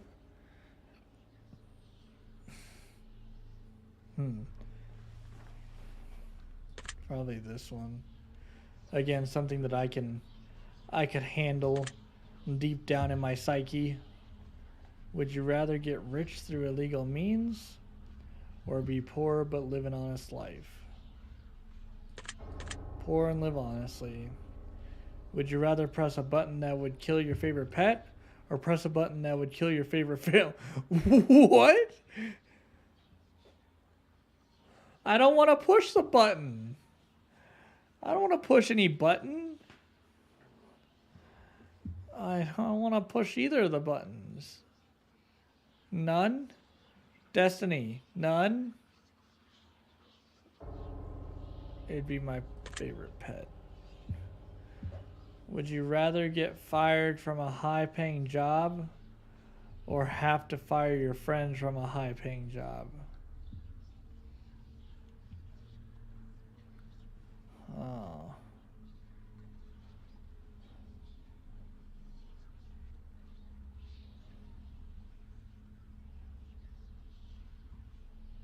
Get fired. I could find something else.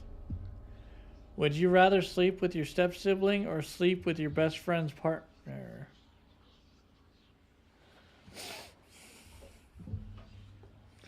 Neither. What?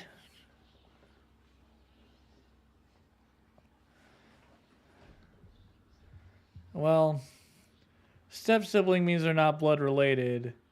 Best friend's partner is rough. So I guess step-sibling? Would you rather save your best friend from certain death and let 1,000 strangers die, or save 1,000 strangers and let your best friend die?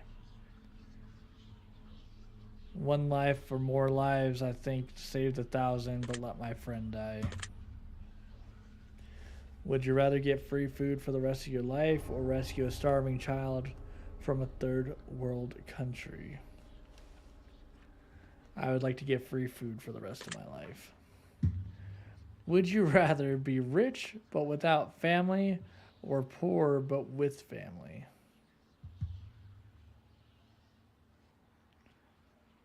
Rich without family.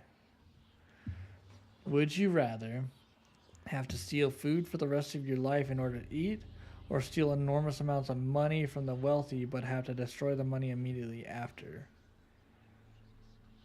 See, okay, this bottom one, it's a lot of work for nothing. But if I steal food for the rest of my life, I get to eat the food. Would you rather serve 4 years...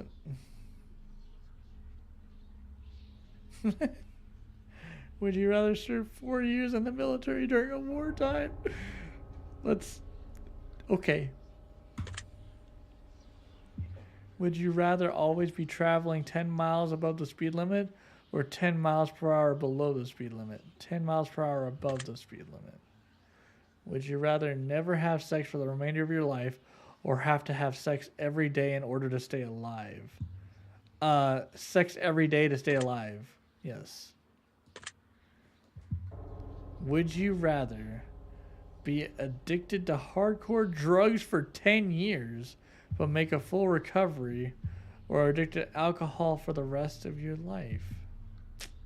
I'll be an alcoholic for the rest of my life. Would you rather live to be 200 years old in a perfectly preserved youthful body and have to watch your friends and family die around you, or live to be 70 but die before your friends and family? Live to be 70 and die before my friends and family. Would you rather sacrifice all of your friends in order to survive, or sacrifice both of your parents? Well, I only know one of my parents, but all of my friends is a lot more than one. Yeah. Would you rather get acknowledged for work that you didn't do, or work hard for the rest of your life but not receive any praise for it? I don't like to get acknowledged for other people's work. Would you rather punch a nun or get punched by a nun? Why are we back here again? I would rather punch a nun. I don't want to get punched by a nun. Would you rather lose all the money you've earned this year or lose all the memories you've gained this year? Lose all the money I've earned. This year? It's only been like a couple months. Let's do the memories. Would you rather flip a coin for a chance to win $20 or immediately win 10? Keep a guaranteed 10. Would you rather know how you die or know when you'll die? I would rather know how. Because when, that means I'll probably be counting down the days and time till it happens. The how, I know how I'll die. Would you rather be blind but able to see crystal clear underwater, or be deaf always? Blind except for underwater. I'd be a mermaid. Would you rather give up all internet and social media but be able to travel the world for free, or have the best internet in the world for free but never leave your house? Best internet and never leave my house. I have Uber Eats. Would you rather walk barefoot across a bed of hot coals, or walk barefoot through a pitch black snake infested coals? I hate snakes. I can't do snakes. Would you rather be the judge who sentences people to death, or the executioner in charge of killing them? The executioner. Would you rather have a witch cast a nasty hex on you so you'll always have bad luck, or be haunted by a demon intent on possessing you? I could deal with the bad luck. Would you rather be married to someone incredibly beautiful who doesn't find you attractive, or be married to someone whom you're not even remotely attracted to, but they find you incredibly attractive?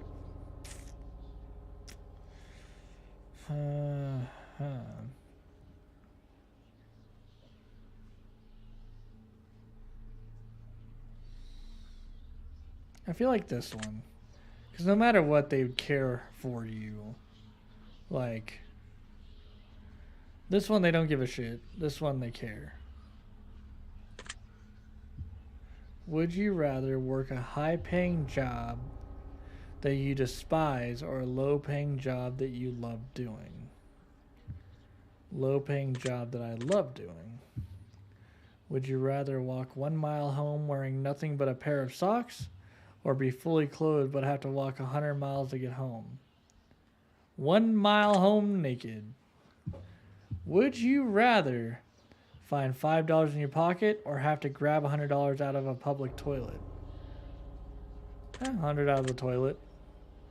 Would you rather have 100 of your favorite books but never watch a movie again, or have 100 of your favorite movies but never read a book again? I don't read. Would you rather always be 20 minutes late, or everything, or 2 hours early to everything? I'd rather be 2 hours early to everything. Would you rather find a dead body, or be a witness to a deadly assault? I feel like if I witness a deadly assault, I have to take action, but if I find the dead body, I just report it. Would you rather be able to change your past, or see what the future holds for you? See what the future holds. Would you rather have one really great friend, or 100 mediocre friends? One really great friend. Would you rather lose all of your teeth, or lose 1 day off your life every time you kiss somebody?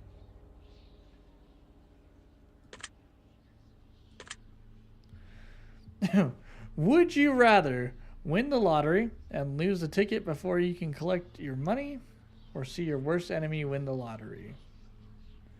I would rather win the lottery and lose my ticket. Would you rather find true love, or have your dream job? I would like my dream job. Would you rather have a pause button for life, or a rewind button? Pause. Would you rather drown to death in gasoline, or be boiled to death in water?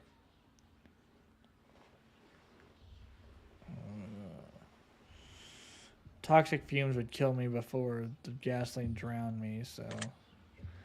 Would you rather make a new friend every day, or get $100 a day for doing nothing but never have friends again? Not even a hard question. Would you rather die to save your family, or sacrifice your family to save yourself? Would you rather always be hated by those closest to you for something you didn't do, or have hurt everyone you care about but they never find out it was you? I'd rather be hated. I don't want to hurt people. I care about my friends. Would you rather sleep with your worst enemy, or sleep with someone who you know has many incurable STDs? I could get through my worst enemy. Would you rather only eat food you don't like, or give up all liquids except water? I'd rather give up all liquids except water. Would you rather always listen to music at max volume, or always listen to music just above the lowest volume? At max. Would you rather meet your hero and find out they don't like you, or never meet your hero at all? Never meet my hero at all. Would you rather never have a pet for the rest of your life, or never have friends for the rest of your life?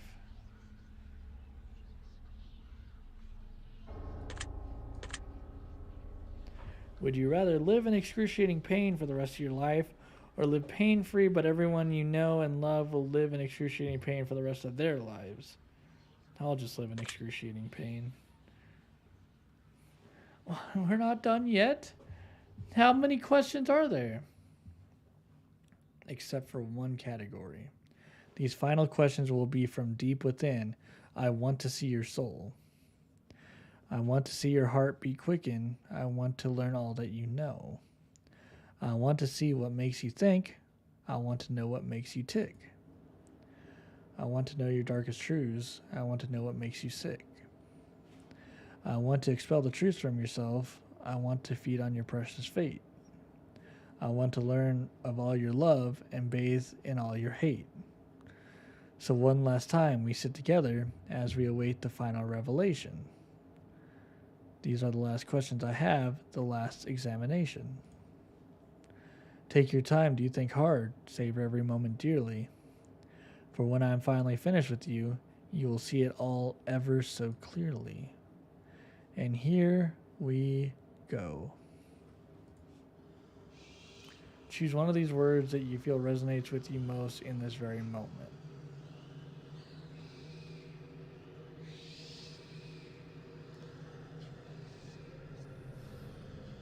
Destructive? Choose one of these words that you feel in this very moment.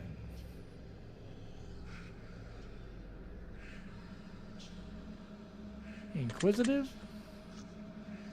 Do you ever lie to those who are closest to you? Occasionally. Have you ever hurt someone whom you know didn't deserve it? I'm sure a time or two. Have you ever lost your temper when you know you shouldn't have? Yes. Have you ever intentionally hurt an animal? No. No. Have you ever blamed someone for something that you know they didn't do? No. Have you ever abandoned a pet? No. Have you ever abandoned a loved one in their time of need? Not that I know of. Have you ever stolen something from someone that you cared about? Not that I know of. Have you ever broken something to spite someone that you cared about? No. Have you ever played the victim in a situation even though you hadn't been wronged? No. Have you ever had romantic feelings for someone who wasn't your partner while you were in a relationship? No. Have you ever wished for the death of someone who had wronged you? No. Have you ever wished for the death of a loved one? No. If you knew that writing someone's name on a piece of paper could instantly cause their death, would you write down anyone's name? Not off the top of my head, no. Do you feel like you could spend more time with your loved ones than you currently do? Yes. Have you ever owed someone an apology but refused to apologize to them? That's childish. Do you ever regret worrying too much about things that you can't control? Yes. Do you ever feel like your negativity brings other people down? Occasionally, yes. Do you ever regret not standing up for yourself when you feel you've been wronged? Yes. Do you ever feel like you let others influence your decision making too much? Occasionally, yes. Do you ever wish that you lived a more honest life? Yeah. Has your dishonesty ever caused someone else to suffer? Not that I know of, no. Have you ever had someone leave your life before you had the chance to tell them something important? No. I told my grandmother everything. Do you ever feel like you prioritize people in your life that are unworthy of your time? No, I don't think so. Do you ever feel like you prioritize your own wants before those who need you most? Sometimes, yes. Do you ever feel like you spend too much time working towards something that you're not truly passionate about? Yeah. Do you feel like you're living up to your full potential? No. Do you ever let your fears stop you from pursuing things you truly want? Occasionally. Have you ever refused to try something because you were afraid that you would fail? Yes. Have you ever been attracted to someone but refused to let them know because you were afraid of being rejected? Yes. Do you ever feel as though you're chasing the wrong things in life? Yes. Do you ever feel like you spend so much time planning for the future that you ignore the present? Yes. Do you feel like your friends and family like you more than you like them? Maybe? Sometimes, yes. Have you ever loved a pet more than your family? No. Do you ever make up excuses to get out of going to an event instead of just telling the person who invited you that you just don't want to go? Yes. Do you ever feel like you spend more time with technology than you do building stronger bonds with your friends and family? Yes. Have you ever defended someone that you shouldn't have? Yes. Do you sometimes have a hard time admitting when you're wrong? No, I'm pretty good at saying I'm wrong. Do you ever place the blame for your personal failures on someone or something else? No. Have you ever accused someone of something with no real evidence to back it up? No. Have you ever had sex with someone whom you know you shouldn't have? No. Have you ever had any kind of relationship with someone whom you know you shouldn't have? Yes. Have you ever let a relationship degrade because you were afraid of being the one to break up with somebody? No. No. Do you ever feel like you could take better care of your own health? Yes, all the time. Have you ever let someone else take the blame for something that you did? No. Have you ever acquired something that you didn't really want just because someone else wanted it? Yeah, I have. I've been petty like that. Do you ever feel like you're not living up to others' expectations? Yes. Have you ever walked out of someone's life without any explanation? Yes. Do you ever feel like you focus more on the negative aspects of your life and what you don't have rather than being grateful for what you do have? Occasionally, yes, I do. Have you ever witnessed someone being wrong but didn't have the courage to stand up for them? No. I've always been pretty aggressive for, do you feel like you're a good person? No. That concludes the ending to your examination. In your mind, I have dug myself a hole. I will analyze your answers very carefully, and now it's time for me to gaze into your soul. Do it, Destiny. Do it, Destiny. This is preposterous. This simply cannot be. I have expected every potential outcome, but yours seems to have evaded even me. I was prepared to tell you of your fate, to play upon your fear, to break the worst of news to you, to plant seeds of doubt within your ear. But as I've asked you to be honest with me, I must in turn be just as honest with you. For as much as I wish to lie, I am forever shackled to the truth. From what I can deduct from deep within, from everything you've shared with me, in return I shall share this with you. This is what I see. You've got to start taking life a bit more seriously. I hate to start this off so gloomily, but you need a swift kick in the ass. I'm just being real and honest with you right now. You've got so much potential and you're not taking advantage of it. Very generic. Very, very generic. Thanks. You can blame others around you. You can blame your circumstances.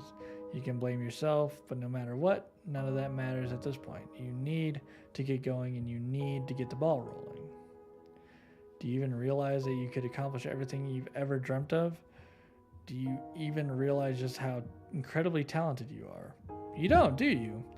You don't even understand how much potential you hold within. Very generic bullshit. You need to pull your head out your ass and get your shit together because the world needs you more than you could even imagine. You're going to do amazing things in life, but only if you decide to. I know this wasn't what you were expecting, and maybe it isn't even what you wanted to hear, but enough time has been squandered. Seriously, you're an impressive specimen. You could do incredible things, and not just one or two. You can do a lot of amazing stuff if you really put your mind to it. It's absolutely imperative, however, that you stop looking for reasons not to get things done, and you turn your brain off for a while. Stop thinking, just do it. Stop dreaming, act.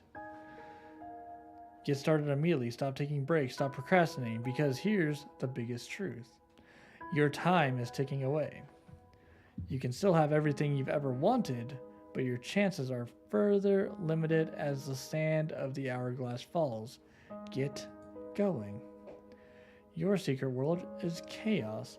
Remember this word. This will come in handy. It was very generic. If you received an ending that you've already received before from previous examinations, remember, we did not ask you your secret words prior to taking this test. So that should be very telling. It means something very special. If your result was the same as something you've got previously, we'd like you to add the phrase twin words next to your secret word in the comments. If you received an entirely new outcome, then that means you've got multiple layers of things to work on in your journey, or you may just have an extra layer of depth to your personality, but only you will know the answer to that. You've answered hundreds of questions. You found deeper meanings.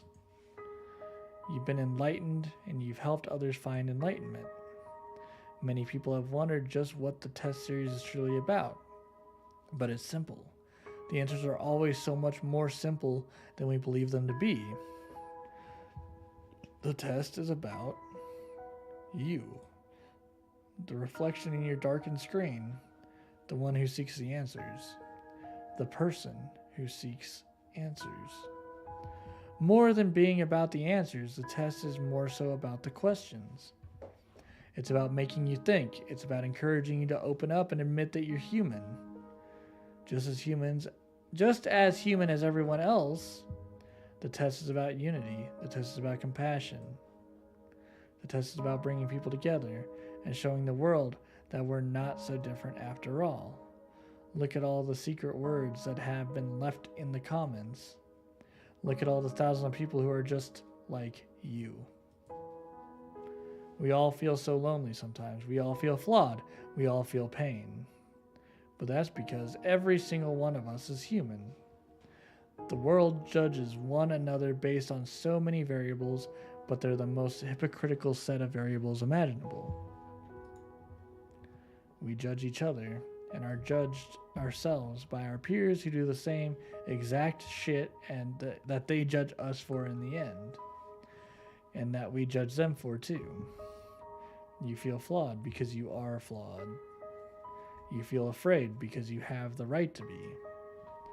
You feel overwhelmed because the world is overwhelming. Depression is overwhelming. Anxiety is overwhelming. Our problems are overwhelming. Suicide is an epidemic. We are losing loved ones before their time. Oh no. And any one of us can fall on the hardest times in our lives at any given moment. We can lose everything we know and love instantly and unexpectedly. But one thing that we are not is alone. You are never alone. Well, thank you, Test. I appreciate you. We're all flawed because we're all human. We're all scared because we're all human. We all fight battles every single day because we're all human. Okay, but you never have to feel alone in your fight. Look at all of the secret words that have been gathered that match yours. Look at all the words that don't match yours. Perhaps those people are going through struggles that you have yet to experience or know nothing about. And perhaps some others know not of yours either. But don't judge those who are struggling. Help them, just as you'd wish to be helped in your time of need.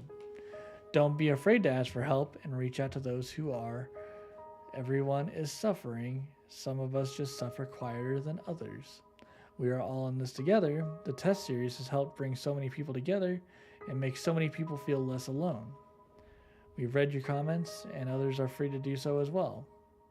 We've read about how these games have helped you. We've read about how much positivity they've spread. We've read how many people say that their lives are forever changed, and I'll tell you one thing. If even one life was saved in the process of this social experiment, then it was worth conducting, and every single one of you that left a comment is a hero. By leaving comments, you help spread the messages out to others.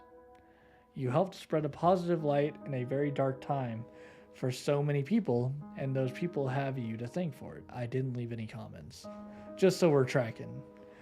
There are so many people in this world who do nothing for others, and they'll continue to do nothing for others. They won't lift a finger to help others around them because they don't understand what someone is suffering just as much as they are. They're just too afraid to open up about it. but not us. We've all opened up quite a lot, haven't we? We were brave enough to answer these questions that so many people fear admitting to. We were brave enough to take a chance and leave a secret word as a symbol of our participation.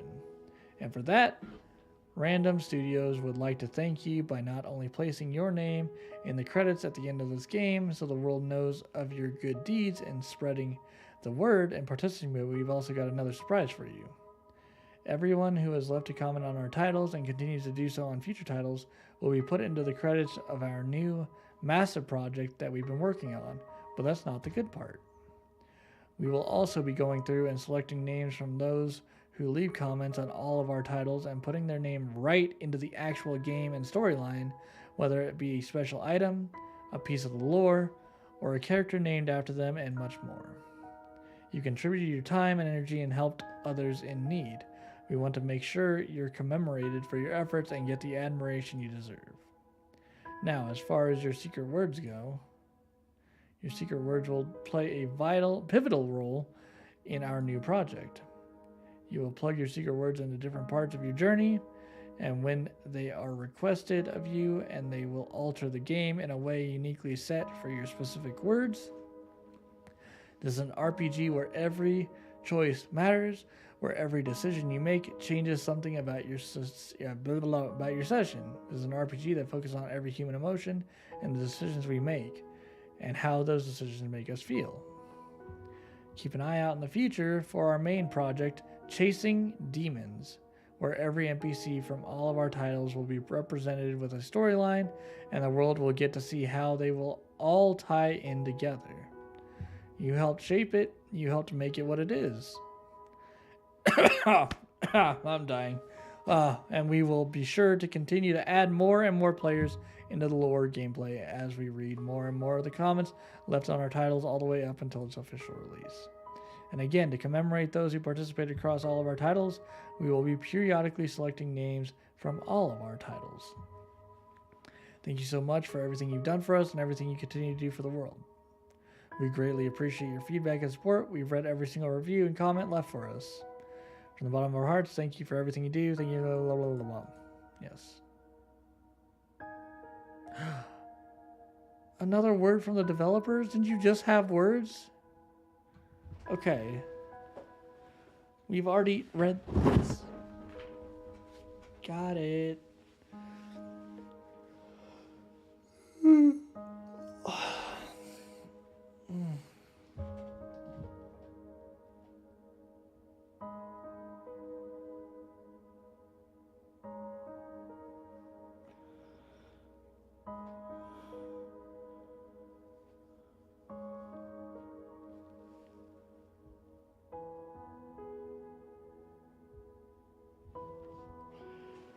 So all this game was answering questions? Facts. Yes, Papa, it was. Three games full of just asking questions. 3 separate games in the same series answering hundreds of questions. Just for it to all be a little thing on suicide. Yes. I would have chosen alcoholic for life too. Yeah, you know, hard drugs and you're clean after 10 years, but alcoholic for life.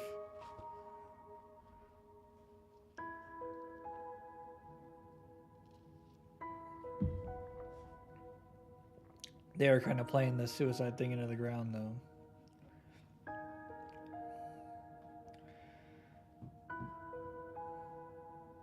Because I'm not someone...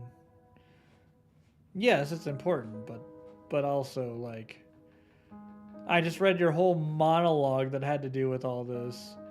And now we have a special message from the developers that says the same thing, and I'm not about to read it again.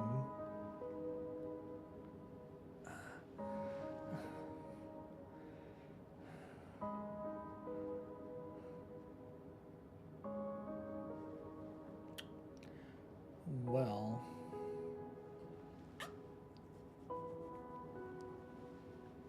Yes.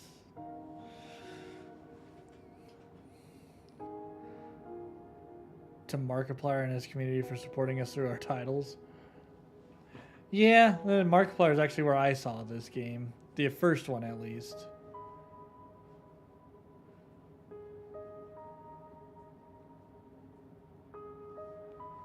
I didn't see all of them, though.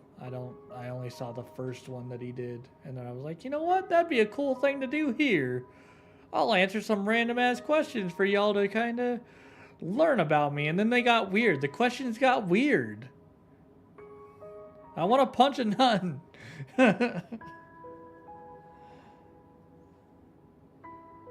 As a side note to anyone and everyone who has taken the time to be here, we also developed a game titled The Testing Chamber, which can be considered connected to the Test Trilogy in a very special way. So feel free to check that out, as we think it's quite a unique experience.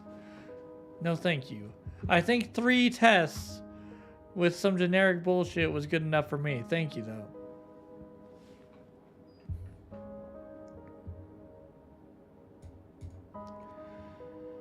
Hope you give testing chamber. Okay, yes, we get it. I know, you want me to play your other game. The Advisor.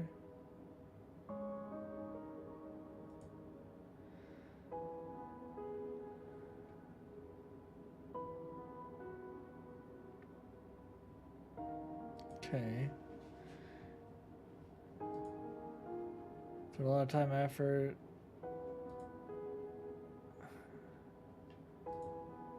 Hold. I mean, I streamed them, so you're gonna need them when you're chasing demons.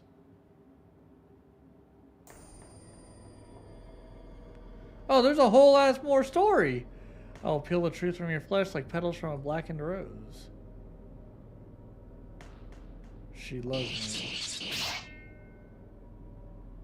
Don't do this. She loves me not. She loves me. I beg of you. She loves me not.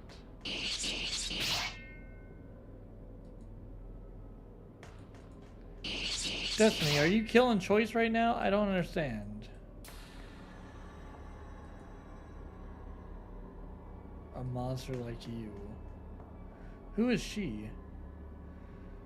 So let her choice in her cell. May she rot.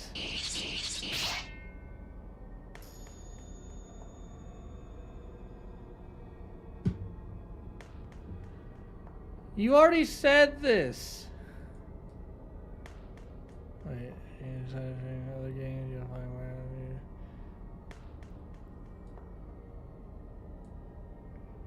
credits. Wow.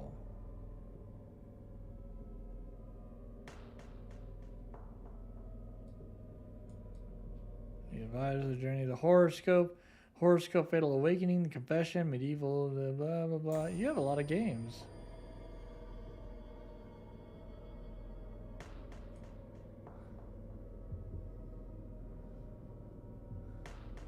No, I don't want to see your list. Thank you, though. All right. So that was the test final revelation. Whew. Oh, that was a long one. All right. Let's go find us a raid target and get out of here. Let's get us out of here.